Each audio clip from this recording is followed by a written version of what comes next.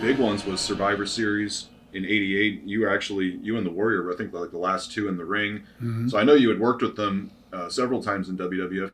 I got along with them, and I got along with anybody, everybody, not just anybody, but everybody. I made a point, even though I didn't like their style or whatever. I always knew, and my dad always told me, you just got to work around it, and eventually, you're going to bring them to your style because I was slow paced. I wasn't out there, and I didn't set up a bunch of silly high spots, and it was all with feeling. And I know the Ultimate Warrior did the running back and forth things. A lot of times when I worked with him, I hook up and go for a hold and wrestle. He's out there running, so he wants to do this. I hate it when they do crisscrosses, by the way. But he would just keep running. I just stopped. I said, I'm not going to do this crap. And I'd stop and I'd just watch him run back and forth. I said, well, one thing good about it, he's going to get tired, and then I could grab a hold on him because he's going to run. He's going to run out of gas. And I don't care how strong you are and how pumped up you are and all that stuff he did. He was blown out before he was hooked up. But I had a good match with him on Saturday night's main event. I remember that one. We did a thing where I had the shin guard and I think Jimmy Hart.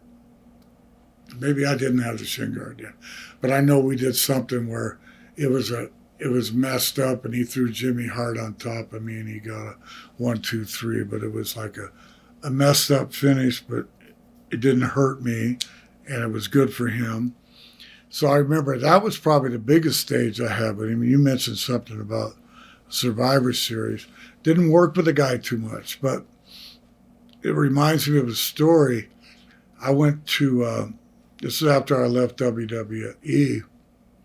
I think it was in '94, and I went over for this promotion called World Superstar WSW, something like that. A guy out of New Jersey, and he booked Jake the Snake. We were all released from WWE or quit or whatever. So he had Jake the Snake, he had Hercules, and he had myself, and he had the Ultimate Warrior, and then he had an undercard with a lot of people. I think the Bushwhackers were there, and a lot of guys that had name value. And so I remember the Ultimate Warrior. He says, I wasn't wrestling Ultimate Warrior, but I was part of the main event. I was working with Jake. So he says, Greg, he goes, you want more money? And I go, more money? What's up? He goes, well, I want more money, and it'll help because you're in the other main event.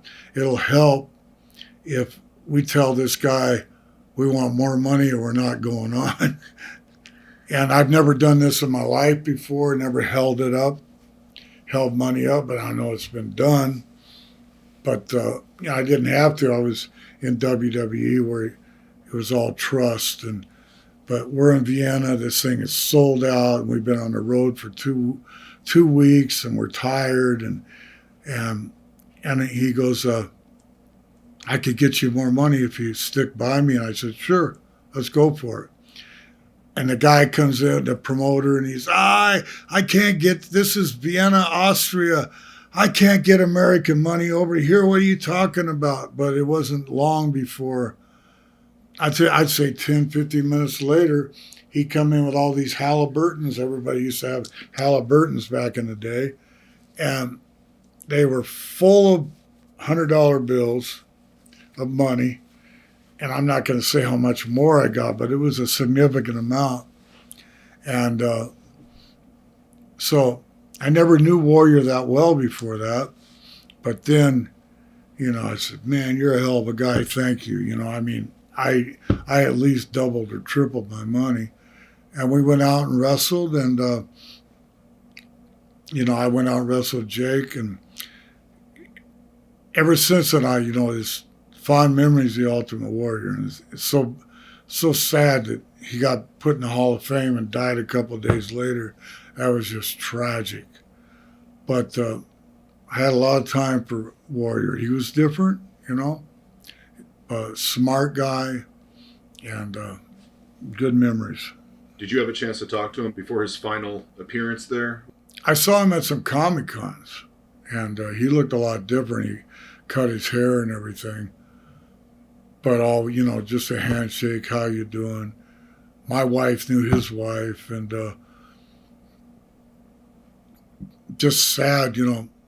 I saw him at a few Comic Cons, but you don't really have a chance to visit. And he was in a private area, so I had to go seek him out to shake his hand. But at the WrestleMania, I can't remember which one it was. Yeah, it was the one in New Orleans, but I'm not sure of the number. I went backstage and saw him there. And then a couple of days later, he's gone, Tragic. So full of life.